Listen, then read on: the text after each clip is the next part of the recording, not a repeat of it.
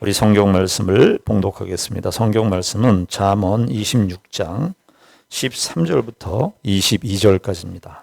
게으른 자는 길에 사자가 있다, 거리에 사자가 있다 하느니라. 문짝이 돌조기를 따라서 도는 것 같이 게으른 자는 침상에서 도느니라. 게으른 자는 그 손을 그릇에 놓고도 입으로 올리기를 괴로워하느니라. 게으른 자는 사리에 맞게 대답하는 사람 7보다 자기를 지혜롭게 여기느니라. 길로 지나가다가 자기와 상관없는 다툼을 간섭하는 자는 개의 귀를 잡는 자와 같으니라. 횃불을 던지며 화살을 쏘아서 사람을 죽이는 미친 사람이 있나니 자기의 이웃을 속이고 말하기를 내가 희롱하였노라 하는 자도 그러하니라. 나무가 되면 불이 꺼지고 말쟁이가 없어지면 다툼이 쉬느니라. 숫돌 위에 숯을 더하는 것과 타는 불에 나무를 더하는 것 같이 다툼을 좋아하는 자는 시비를 일으키느니라. 남의 말 하기를 좋아하는 자의 말은 별식과 같아서 뱃속 깊은 데로 내려가느니라. 우리 잠언의 말씀을 우리가 주일날 함께 생각을 하고 있습니다. 여러분 잠언의 말씀을 잘 따라오고 계시죠? 그런데 오늘 잠언의 26장 13절부터 22절까지 읽었습니다. 좀 건너뛰었습니다. 25장 우리가 마지막 부분을 지난주에 살펴봤거든요. 26장 1절서부터 12절까지는 건너뛰었습니다. 그런데 26장 1절서부터 12절까지 내용을 간단하게 요약해서 말씀을 드린다면 미련한 자에 대한 이야기를 해요. 미련한 자. 26장 1절서부터 12절까지 다 살펴볼 수는 없지만 여러분들이 기회 있을 때 한번 보시는데 12절의 말씀인데 12절의 말씀에 11번 미련한 자가 나옵니다. 우리가 부모가 자녀를 가리키면서 미련한 놈 이런 말을 많이 써요. 근데 세상에서 말하는 미련함과 성경에서 말하는 미련은 아주 근본적인 차이가 있습니다. 여러분 성경의 용어를 생각할 때 신앙적인 용어와 동일한 단어를 쓰지만 그 의미가 근본적으로 다르다는 사실을 항상 염두에 두셔야 됩니다. 사랑도 대표적으로 기독교의 대표적인 것이 사랑 아닙니까? 사랑은 우리가 그냥 좋은 관계에서 좋게 커피 마시고 하는 그런 정도의 사랑이 아닙니다. 성경에서의 사랑은요 치열한 것입니다. 어떻게 치열해요? 예수님께서 이 땅에 십자가로 죽으셔야 되는 그 사랑이었습니다. 우리가 다 사랑의 실패자들입니다. 왜냐하면 희생하고 섬기려고 하지 않기 때문에 그렇습니다. 내가 죽어야 사랑이 꽃을 맺고 사랑이 열매를 맺는다고 성경은 언제나 그렇게 말합니다. 그걸 예수님께서 십자가로 보여주신 것이죠.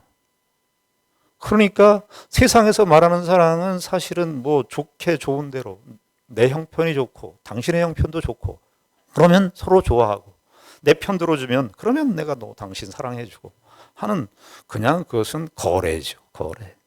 일반적인 상거래죠. 그러나 성경에서 말하는 그 사랑이라고 하는 것은 삼위일체 하나님의 한 위를 갖고 계신 그리스도께서 이 땅에 오셔서 죄인들을 아무 쓸모없는 아무 형편없는 정말 가능성이 1도 없는 그 인간들을 향하여 주님께서 기꺼이 십자가를 지신 일, 그것이 기독교에서 말하는 성경에서 말하는 사랑의 원천이고 사랑의 본질입니다. 세상은 이런 사랑 가르치십니다. 이렇게 사랑하라 그러면 바보라 그러고 정신없다 그러고 미친놈이라고 그럽니다. 아닙니다. 성경은 우리에게 그런 사랑을 이야기합니다. 여기 오늘 잠언에서도요 지혜로운 자, 어리석은 자 혹은 미련한 자 이런 말이 많이 나오는데 그런 미련함도 우리가 생각할 때 공부 못하고 머리가 나쁘고 근데 머리가 나쁘다는 말을 왜 이렇게 썼는지 몰라요. 머리가 왜 나빠요. 그냥 머리 큐가 좀 죽은 것이죠. 여러분 포레스트 컴프라는 영화를 보셨습니까? 머리 큐가 77입니다. 그런데 많은 사람들한테 유익을 주고 혜택을 줬습니다. 많은 사람들이 포레스트 컴프 때문에 위로를 받았습니다. 그 영화를 그 정말 명작 중에 명작인데 그거를 안 보셨어요? IQ가 77인데 많은 사람들이 포레스트 컴프 때문에 위로를 받고 유익을 얻었습니다. 똑똑하다고 생각하는 사람들이 포레스트 컴프를 포레스트 검프를 배신했죠. 이용했죠. 포레스트 검프는 그러나 그가 살던 시절 월남전에 가서도 그냥 사람들 다 구하느라고 달려가서 구하고, 그것이 사람이 갖는 유익이에요. 우리가 머리가 나쁘다, 머리가 좋다 이런 것도 이렇게 좋은 표현은 안 해요. 얼마나 용어가 잘못되어 있는지 몰라요. 머리가 좋다 나쁘다는 정말 나쁜 말이에요. 도덕적 평가를 내린 거잖아요. 그냥 지능지수가 낮다, 지능지수가 높다. 머리가 똑똑하다는 거는요, 머리가 똑똑해서 누가 사람에게 유익이 돼야 되는 거예요. 누가 정말 풀지 못하는 문제가 있는데 그거를 정말 머리가 좋으신 분들은, 지능지수가 높으신 분들은 그걸 아주 쉽게 해결하죠. 그런 유익을 주는 거예요. 그런데 성경에서의 미련함, 성경에서의 지령, 특별히 잠언에서 미련하다는 것은요, 그런 미련함이 아닙니다. 머리큐가 두 자리 이런 이에요. 지능지수가 낮은 사람, 그런 사람이 미련한 사람이 아니에요. 오늘 우리가 잠언 25에서 26장으로 넘어오면서 26장 1절서부터 12절까지의 내용을 건너뛰었습니다만은 다 문맥이 중요하다고 말씀드렸죠. 어떤 이야기를 했습니까? 우리가 25장 28절에 보면 이렇게 되어 있죠. 자기의 마음을 제어하지 아니하는 자는 성읍이 무너지고 성벽이 없는 것과 같으니라. 하나님의 백성들이 이 땅에서 삶을 살아가는데 제일 경계해야 될 것을 결론적으로 말씀한 내용이 뭐냐 하면 마음을 제어해라. 너 마음에 그 경계를 삼아야 된다. 네 마음대로 사는 거 아니다. 얼마나 이 세상은 거꾸로 갑니까? 저와 여러분들이 계속해서 이 세상에서 듣는 가장 대표적인 소리가 뭔 줄 아세요? 네 마음대로 하고 살아. 너 왜 눈치를 보고 살아? 네 마음대로 하고 살아. 이것이 세월이 지나고 시간이 지날수록, 문명이 더 발전될수록, 기술 문명의 진보가 끝간데 없이 지금 진행되는 이 현실 속에서 사람들에게 정말 달콤한 소리죠. 네 마음대로 하고 살아. 성경은 뭐예요? 성경은 반대로 얘기해요. 네 마음을 제어해. 그런데 지금 그 내 마음을 제어하고 살아라 그렇게 얘기했는데 26장 1절부터 12절까지가 미련한 자가 나오는 거예요. 그러면 그 미련함은 어떤 미련함이에요? 제가 좀 전에 말씀드린 대로 자기 마음대로 행하는 사람, 경계도 없고 조심성도 없고 자기 마음의 소원대로 모든 것을 다 하는 사람, 그런 사람이 26장 1절서부터 12절까지 나오는 미련한 사람입니다. 세상에서는 어떻게 얘기하죠? 이런 사람은 훌륭한 사람, 자기 마음대로 멋있는 사람, 자기 마음대로 모든 걸 다 이루어, 박수. 우리가 다 그걸 꿈꾸죠. 성경은 뭐라고 그래요? 미련하다는 거예요. 11절, 12절에 보면 이거 다 살펴볼 수는 없지만 11절, 12절에 보면은 그 미련함이 이렇게 비유로 얘기해요. 11절에 보면 개가 그 토한 것을 도로 먹는 것 같이 미련한 자는 그 미련한 것을 거듭 행하느니라요. 그러니까 25장 마지막에 있는 말씀을 여기에 비춰서 생각해 보면 뭐라는 거예요? 미련한 자란, 가만히 보니까 개가 토한 걸 또 먹는다는 거예요. 이렇게 한심하다는 거예요. 죄라고 하는 것을 미련함으로 표현했는데 자기 마음대로 행하는 사람이 뭐냐? 성경은요, 성공한 사람, 대단한 사람, 자기의 성취를 이루고 자기 마음대로 모든 것을 다 행하는 사람, 박수. 그게 아니라 성경은 뭐라 그러는 겁니까? 토한 거 먹는 거야. 토한 거 먹는 거야. 여러분, 우리가 예수를 믿고 신앙생활을 한다는 건요, 세상의 가치를 부정하는 것입니다. 세상이 말하는 원리, 세상이 말하는 그런 가치 기준들에 대해서 우리가 받아들이지 않는 것입니다. 그런데요, 핵심이 뭐냐면 좀 내용이 진전됩니다. 왜 사람은 마음대로 행할까? 자기 마음의 소원대로 행할까?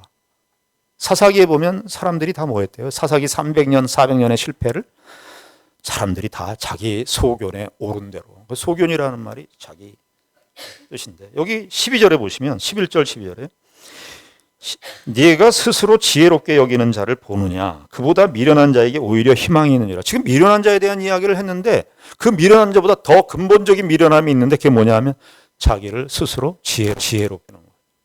그러니까 25장 28절 말씀과 여기 12절 말씀을 우리가 생각해 보면 연결이 어떻게 되는 거예요? 왜 사람들이 자기 마음을 통제하지 않는가? 자기 마음대로 행하는가? 왜 그렇다는 거예요? 자기를 지혜롭다고 생각하기 때문에 그런 거예요. 여기 우리 성경에는 자기를 내가 스스로 지혜롭게 여긴다 그렇지만 히브리어 성경에 의하면은 자기 눈에 보기에 자기가 지혜롭다. 왜 자기 마음대로 행하는가? 이렇게 봤더니 잠언에서 말하는 인간과는 뭐냐 하니까 자기를 지혜롭게 자기가 자기의 눈에 볼 때 아니 내가 자기 눈을 보면 자기 눈으로 자기를 바라보면 자기 눈으로 자기를 바라보니까 다 옳죠. 자기가 지혜롭죠. 그러니까 어떻게 한다? 마음대로 행한다. 그런데 잠언 기자는 좀 더 이 내용을 진전시키는 거예요. 13절부터 22절까지 그 내용은 또 미련한 자 얘기했다가 게으른 자로 얘기합니다. 게으른 자는 4번 나오는데 13절 우리가 읽은 말씀 게으른 자는 길에 사자가 있다 거리에 사자가 있다 하느니라. 14절 문짝이 돌조기를 따라서 도는 것 같이 게으른 자는 침상에서 도느니라. 15절 게으른 자는 그 손을 그릇에 놓고도 입으로 올리기를 괴로워하느니라. 이 13절부터 15절까지 보면 일반적인 성실성과 성실하지 불성실한 사람을 이야기하는 것 같아요. 그러니까 게으른 사람은 사자가 거리에 나타나 사자가 있다 그러면 도망가지 않는다는 거죠. 게으름이 또 인간의 참 무서운 또 죄악된 현실이기도 합니다. 근데 저희 교회 성도들은 정말 게으르신 분들이 없어요. 물론 일단 목사님을 필두로 해서 다 성실하세요. 제가 다 우리 교인들의 일반적인 삶의 양식들을 보면 우리 교인들 정말 성실하세요. 성실하신 분들이에요. 그런 면에서 보면은 그런 이 말씀이 적용이 안 될 것 같습니다. 그런데 여러분, 이 게으른 자에 대한 일반적인 사례들을 이야기하다가 16절을 보세요. 16절에 보면 게으른 자에 대한 이제 정의가 나오는 거예요. 게으른 자는 사리에 맞게 대답하는 사람 7보다 자기를 지혜롭게 여긴다. 아까 미련한 자 이야기할 때 그 미련한 자보다 더 미련한 자가 있는데 자기의 눈에 볼 때 스스로 지혜롭게 여긴다 그러는데 여기 게으른 자라고 이렇게 표현을 바꿨지만 이 게으른 자도 동일한 게으름인데 무슨 게으름이냐 하면은 자기를 지혜롭게 여기니까 옆에서 사리에 맞게 대답하는 사람 7의 얘기를 안 듣는다는 거야. 그러니까 이건 단순히 일을 안 하느냐 하는 그런 게으름이 아니라 이 게으름은 뭐예요? 영적인 차원. 여기 참 16절의 말씀이 우리의 뼈를 때리는 말씀이에요. 사리에 맞게 대답하는 사람 7이 있어요. 7이라고 하는 것은 성경의 완성수잖아요. 완전수예요. 누가 정말 사리에 맞게 옆에서 보는 사람이 객관적으로 보는 거거든요. 그 객관적으로 보는 사람들이 7명이 얘기를 해요. 거의 완벽하다는 거. 그 의견은 아주 완벽한데 잠언에서 게으른 자는 뭐라는 거야? 자기를 스스로 지혜롭게. 여기서도 똑같이 자기의 눈으로 자기를 보면서 지혜롭게 여기는 거예요. 그러니까 1절서부터 12절까지 나와 있는 미련한 자, 13절부터 22절까지 나와 있는 게으른 자는 말만 달리했지 사실은 그 속에는 뭐가 있는 거예요? 자기를 지혜롭게 여긴다는 거예요. 자기를 스스로 지혜롭게 여긴다는 거예요. 잠언에서 이런 부분들이 여러 표현이 나오는데요. 제가 2개의 말씀만 인용을 하겠습니다. 잠언 3장 7절에 보면 스스로 지혜롭게 여기지 말지어다. 이것도요. 스스로 자기 눈에 지혜롭게 자기 눈에 보기에 자기가 지혜롭게 여기지 말지어다. 스스로 지혜롭게 여기지 말지어다. 여호와를 경외하며 악을 떠날지어다. 그러니까 이 말은 잠언 3장 7절을 주의하면 어떻게 되는 겁니까? 어떤 사람인 거예요? 자기를 스스로 지혜롭게 자기 눈에 볼 때 자기가 지혜롭다고 생각하는 사람은 뭐냐? 악을 하는 거야. 악을 짓는 거예요. 악을 행하는 거예요. 악이라고 하는 것이 구체적으로 윤리적으로 어떤 행동에서 결과로 나타나는 악이 아니라 이미 이미 자기에 대해서 자기를 의롭다고 생각하는 그 자체가 악이라는 거예요. 12장 15절에 보면 미련한 자는 자기 행위를 바른 줄로 여긴다는 거예요. 자기 행위를 바른 줄로 여기나 지혜로운 자는 권고를 듣느니라. 여러분 잠언의 창세기에 보면은요, 인간이 타락하는 그 과정이 나오는데, 인간이 아담 하와가 선악과를 따먹고 거기 표현이 어떻게 돼 있죠? 눈이 열려요. 눈이 밝아졌다고 그러는데 나쁜 의미의 눈이 열리는 거예요. 근데 그 눈은 이제 자기가 주체가 되는 거예요. 자기가 온 우주의 중심이 돼. 에덴 동산에 하나님이 중심인데 하나님을 중심으로 해서 자기가 생각하고, 하나님을 중심으로 해서 자기가 판단하고, 하나님을 중심으로 해서 모든 주변에 있는 것들을 해석하고 판단해야 되는데, 판단의 주체가, 해석의 주체가 어떻게 바뀌어요? 자기예요. 근데 자기에게로 나타나는 현상을 뭐로 얘기하냐면 눈이 열렸다. 눈이 밝아졌어. 선과 악의 판단 기준. 하나님 더 이상 나의 생각에 개입하지 마십시오. 이제 제가 할 거예요. 하나님은 뒷방에 가 계시죠. 제가 이제 눈을 떴으니까 내가 다 스스로 판단하고 결정 내리고 내가 해석으로 할 겁니다. 인간은 그래서 해석의 타락이 거기서부터 시작이 된 겁니다. 그리스도인들은 기도를 할 때요, 어떤 기도를 해야 되는 줄 아십니까? 어떤 기도를 해야 맞습니까? 어떤 기도를 해야 됩니까?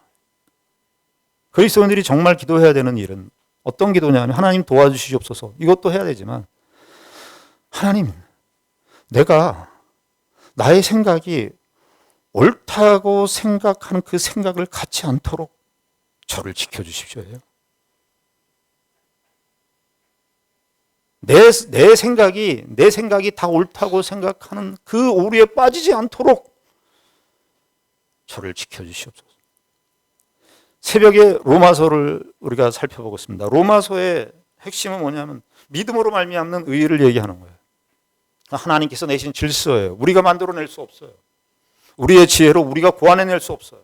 하나님께서 그 믿음으로 말미암는 의의를 구약 성경서부터 쭉 역사 속에서 쭉 펼쳐 보이셨어요.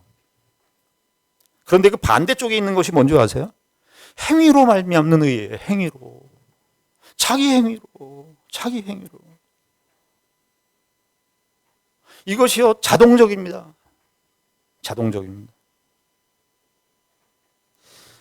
그 천국과 지옥의 이혼이라고 하는 그 C.S. 루이스의 책이 있습니다. C.S. 루이스는 1900년대 초반에 기독교 변증가고 탁월한, 우리 지금도 아주 많이 읽히고 있는 유명한 그 신학자이고 철학자이고 목사님이십니다. 그 목사님이 천국과 지옥에서 지옥을 이런 식으로 묘사를 했어요. 지옥을 우리가 얼른 생각할 때 불타고 막 거기서 아비규환의 소리가 막 들리고 막 이런 막 사람들이 막 어쩔 줄 몰라하고 하는 그런 지옥으로 묘사한 게 아니라 지옥을 이렇게 묘사했어요. 생각만 하면 뭐든지 만들어지는 곳이 지옥이에요. 생각만 하면 뭐든지 이루어져. 그래서 쉽게 얘기하면 아쉬울 게 없는 곳이 지옥이에요. 그런데 그러면 그렇게 하기만 하면 좋은데, 그런데 거기에 반대 현상이 나타나죠. 다 자기가 생각하면 뭐든지 만들어지는 곳, 아쉬울 것 없는 곳이 지옥인데, 그런데 모두가 자신의 의지를 극단적으로 관철시키려 하는 것이. 왜? 제 생각대로 다 됐으니까. 그러니까 자신의 생각을 다 모든 사람들에게 관철시키는 거예요. 관철. 그래서 모두가 다 그렇게 자기의 생각을 자기의 생각대로 되고 자기의 의지와 자기의 생각을 관철시키려고 하니까 모든 사람들이 그 생각을 다 받아들입니까? 다 안 받아들입니다. 그래서 시간이 지날수록 사람들과 함께 할 수 없어서 스스로 고립되어지는 현실. 시간이 지날수록 주변에 사람들이 없어지고, 시간이 지날수록 알고 보니까 자기 혼자 남아있는 거예요. 그것을 지옥으로 묘사를 했습니다.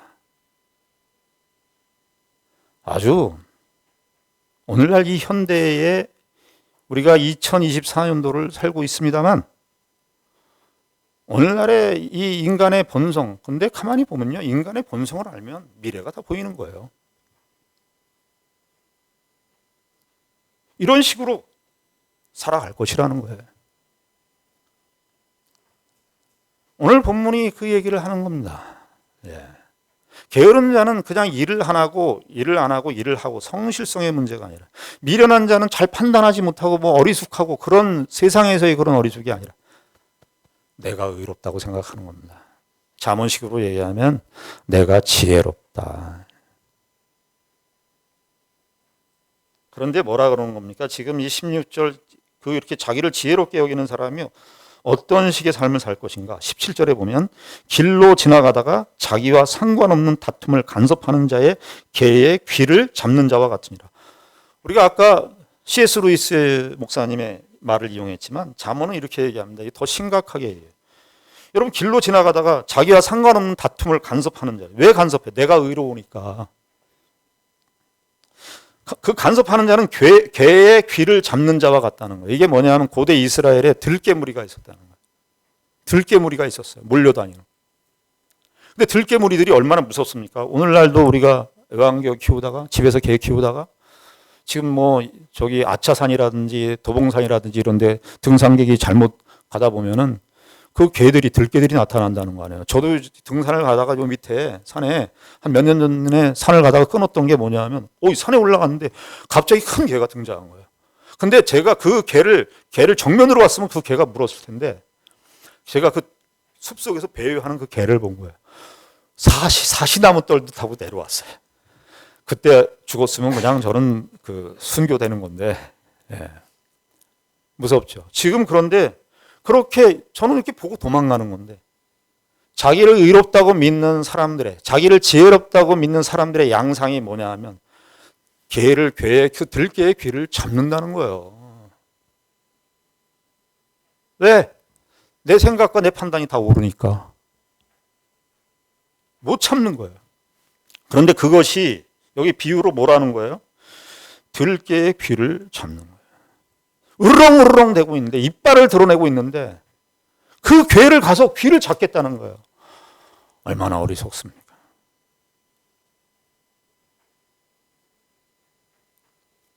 아까 11절에서는 개가 토한 걸 먹는데, 그것도 참 토한 거를 먹는 개의 모습으로 비유했는데, 여기서는 17절에서는 그 들깨무리가 으르렁대고 있는데 그걸 가서 귀를 잡고 있겠다는 거예요. 자, 그런데 이제 17절까지는 그런 모습인데 18절부터 22절까지는 이 세상을 이야기하는 거예요. 이 세상이 자기를 의롭다고 믿고 자기를 지혜롭다고 하는 세상에 어떤 현실을 보여주느냐? 18절 보면 횃불을 던지며 화살을 쏘아서 사람을 죽이는 미친 사람이 있다는 거예요. 이게 세상의 어떤 특징이에요. 미쳤어요, 세상이. 죄송합니다. 네. 횃불을 던지며 화살을 쏘아서 사람을 죽이는 미친 사람이 있나니, 그 19절까지 같이 보겠습니다. 자기의 이웃을 속이고 말하기를 내가 희롱하였노라 하는 자도 그러하느니라. 이게 뭐냐면요, 횃불을 던져서 화살을 쏘아서 사람을 죽였는데, 미치는 사람인데 나중에 사람이 당신 왜 화살을 쏘아서 죽였어? 그렇게 얘기하니까 19절에 뭐라고 얘기하는 거냐면, 나 장난으로 그랬어. 사람을 죽였는데. 뭐라고 그러는 거야? 장난으로. 세상이 다 자기가 신인 세상이니까, 모두가 다 자기가 신인 세상이니까 사람 죽는 거 무서워하지 않아요. 전쟁이 대표적인 샘플 아니에요? 우리가 히로시마, 나가사키에 1945년도에 우리가 해방됐지만 그 두 개의 폭탄을 날렸을 때 모든 사람들이 그 얘기를 한 거예요. 모든 과학자들이. 이제까지의 전쟁은 예측 가능했다는 거예요. 소총, 대포 이런 걸 보면 이제 만드는 사람들이 어떻게 어떤 식의 사람들이 이런 식으로 피해를 입을 것인지를 다 예측을 했는데, 나가사키와 히로시마에 핵폭탄을 날렸을 때 아무도 예측을 할 수가 없었다는 거예요. 그 후과가, 그 이후에 일어난 그 결과나 양상이 어떤 식으로 어떻게 펼쳐질지 아무도 몰라요. 리틀보이인가요? 그렇게 했다는 거 아니에요? 핵폭탄 보내. 리틀보이 굉장히 우아한 희롱 같은 거예요. 같은 거 아닙니까? 사람을 죽여놓고 장난? 나 장난으로 그랬어. 치고 빠지기. 세상이 이렇다는 거예요. 누가 자기 일을 지혜롭다고 여기는 사람이 이 경로를 받는다는 거예요. 20절부터 22절까지 보시면 20절, 21절을 보시면 나무가 닿으면 불이 꺼지고 말쟁이가 없어지면 다툼이 시느니라. 말쟁이가 없다는 것은 이 본문에 의하면 자기를 지혜롭게 여기는 이런 말쟁이가 없으면 정말 좋겠어요. 나무가 닿으면 불이 꺼지고 말쟁이가 없어지면 다툼이 쉬는데 21절 숯불 위에 숯을 더하는 것과 타는 불에 나무를 더하는 것 같이 다툼을 좋아하는 자는 시비를 일으킨다는 거예요. 이상하게 사람들도 이렇게 하다 보면은 뭔가 사람을 미워해야지 긍정적인 에너지가 생기시는 분들이 계시더라고요. 그런 거 좋은 거 아닙니다. 뭔가 미워하는 대상이 있어야 돼. 그래야지 막 살맛이 나. 가만히 보면 미워하는 대상이 있어야 내가 막 사는 것 같아. 자기를 지혜롭다고 생각하는 겁니다. 시비를 일으킵니다. 싸움을 일으키고 들깨의 귀를 잡는 거예요. 세상이 그렇다는 거예요. 22절 남의 하기를 좋아하는 자의 말은 별식과 같아서 뱃속 깊은 데로 내려가느니라. 이게 남의 말 하기를 좋아하는 자. 이게 이웃관계를 이야기하면서 하는 그런 교훈일 수 있지만 이것은 좀 더 근본적이고 본질적인 의미로 무슨 뜻이냐 하면 이 세상의 이야기들이 다 세상에서 말하는 성공, 이렇게 말하면 이렇게 하면 성공한다, 이렇게 하면 행복하다. 저는 성공이나 행복에 대해서 너무 이 세상 사람들이 너무나 과대, 포장, 수식한 것 같아요. 행복이라고 하는 것, 행복이라는 것에 너무나 과대하게 포장한 거예요. 행복이라는 말은 그냥 그랬어요. 저도 이제 영향을 받았는지 모르겠지만 받았죠. 저희 어렸을 때는 그것이 그냥 행복이었어. 배 안 고프고 춥지만 않으면.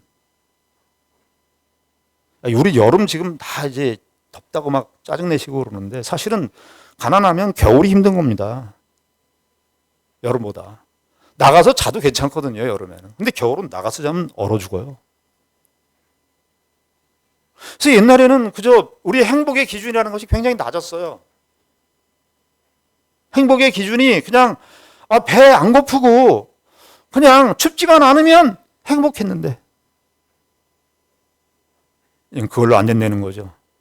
잠언에서 이야기하고 있는 것처럼 죄인들의 형통이 우리의 눈을 유혹하기 때문에 안 된다는 거죠. 그런데 세상에서 말하는 이런 행복에 대한 공식이 다 틀려. 집은 어느 정도 있어야 되고 차는 어느 정도 해야 되고. 그거 누가 만들어낸 거예요? 아무도 행복은 이런 것이다라고 말하지 않았는데 암묵적으로 카르텔처럼 형성된 그 행복에 대한 성공에 대한 방정식, 이런 것들이 남의 말 하기를 좋아하는 별식과 같은 겁니다. 별식과 너무 맛있는 음식 같아.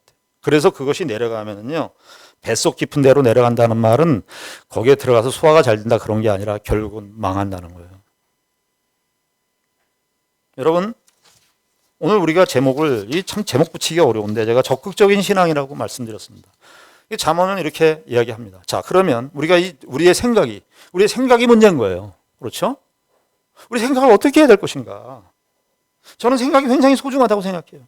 생각이 정말 소중하다고 또 생각이라는 말을 쓰네요. 이 지혜의 영역이니까 우리의 생각이 근본적으로 타락돼 있다는 사실을 인정하셔야 됩니다. 우리가 적극적인 신앙이라 그러니까 적극적인 신앙은 뭔가를 행동을 하고 뭔가 윤리적인 행동을 하고 착한 행동을 하고 뭐 이런 것으로 적극적인 신앙을 생각하는데, 그 적극적인 신앙, 뭔가 행동하고 뭔가 움직이고 결정을 내리고 하는 그 모든 근저에는 생각이 있는 거예요. 생각이. 르네 데카르트라고 하는 사람은 생각한다, 고로 존재한다. 그 말이 굉장히 큰 회자가 되는 말이 되는 것은 인간의 존재는 생각과 뗄래야 뗄 수 없는 것이죠. 제가 최근에 본 그 서강대 지금 교수님이신지는 모르겠지만 은퇴하신 걸로 알고 있는데 강영환 교수님의 생각한다는 책을 읽었습니다. 그 생각한다는 책에서 그분이 이렇게 말했습니다. 생각한다는 것은 사람이 사람답게 살기 위해서 자신이 누구인지, 어디 있는지, 누구와 관계를 맺고 있는지, 무엇을 소중히 여길지, 누구를 어떻게 배려하면서 살아야 할지를 의식하고 찾고 길을 더듬어 찾아 걸어가기 위해서 한 활동으로 정의했습니다. 그렇죠?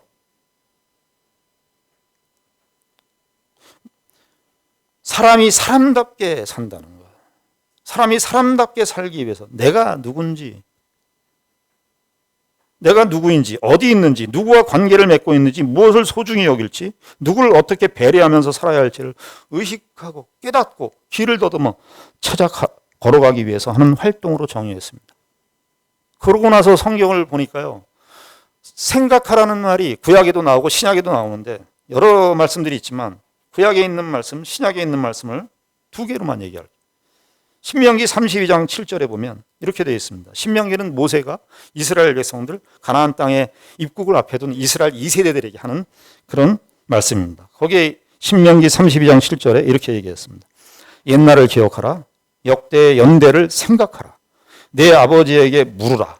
그가 네게 설명할 것이요. 내 어른들에게 물으라. 그들이 네게 말하리로다. 이거 왜 물으라는 거죠? 왜 선조에게 물으라는 거죠? 너희들의 정체성, 이스라엘이라고 하는 정체성이 어딘 줄 아느냐? 우리 식으로 얘기하면 우리가 누구냐? 우리가 어디냐? 우리의 신자의 정체성 어디에서 찾아야 돼요?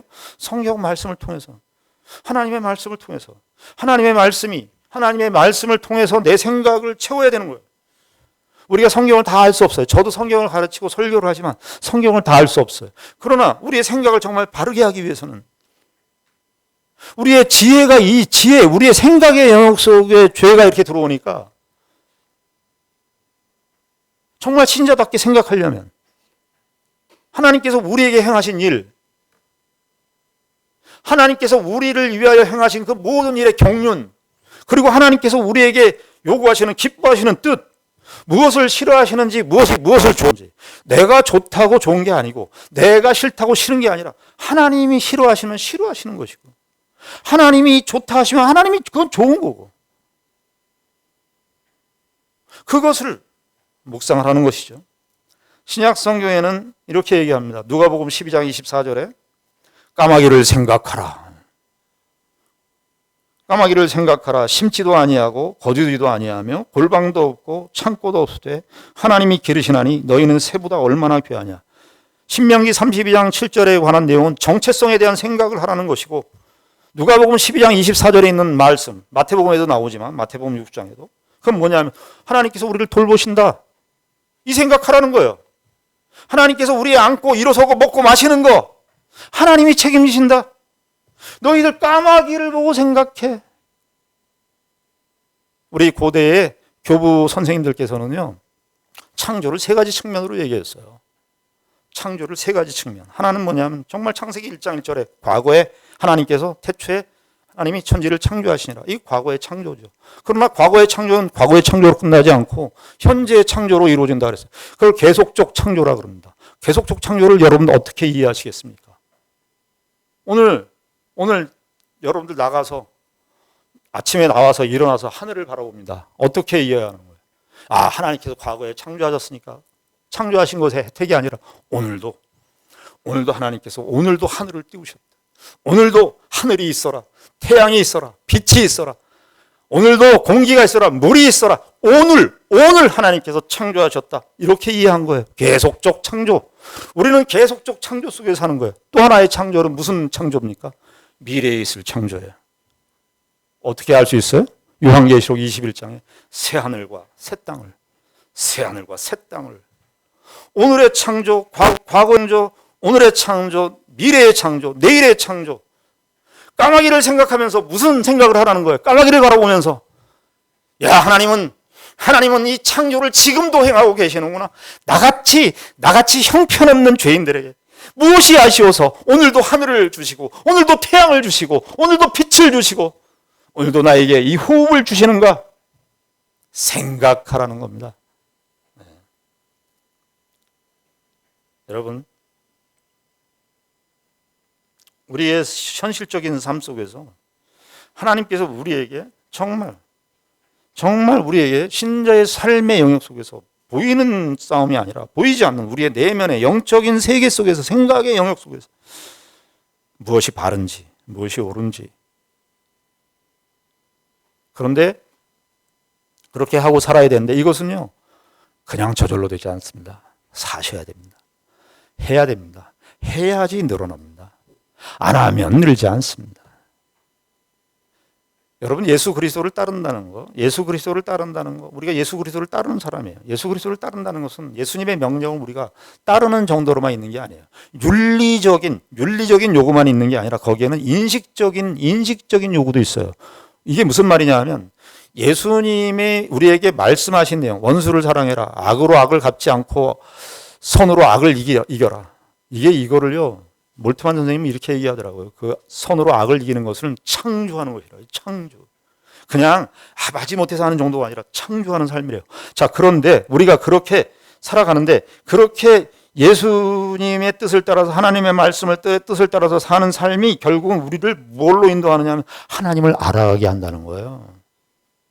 하나님의 뜻을 따라서 그냥 제자로서 그냥 그 말을 수행하고 준행한다는 그런 측면만 있는 것이 아니라, 그렇게 따르는 삶을 통해서 인식론이, 누구의 인식? 그리스도를 알아요. 여러분, 이게 좀 비슷한 얘기가 뭐냐면, 우리가 자식들을 키워보면 자식들이 부모의 혜택을 알지 못합니다. 부모의 은혜를 알지 못하죠. 언제 알죠? 자식들이 결혼해서 자기 같은 자식을 낳아보면 알아요. 키워보면 알아요. 아, 부모님 우리에게 진자리 마른자리 갈아내시고 우리를 사랑하셨구나. 자기가 키워보니까 그 부모에 대한 사랑을 그때 인식하는 거예요. 신앙생활도 마치 이와 같습니다. 여러분들이 하시지 않으면 내 마음은 자꾸 구심력이 돼요. 바깥으로 자꾸 나가고 싶어요. 내 마음에 원하는 대로 하고 싶어요. 성경은 그렇게 말하지 않습니다. 그건 미련한 것이래요. 그건 게으른 거라는 거예요. 어떻게 하라고? 반대로 하라고요. 그리고 하시라고요. 그거 하시라고요. 내가 어떤 사람의 부족한 것이 있으면 그거 직접 하시라.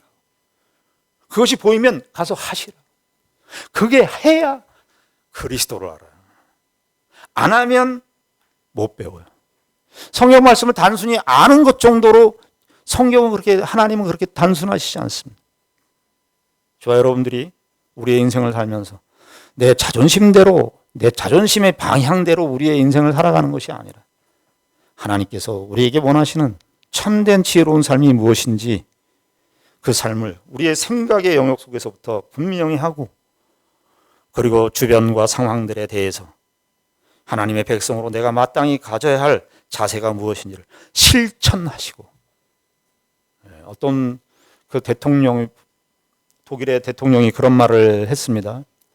당신은 말한 것을 행하십시오.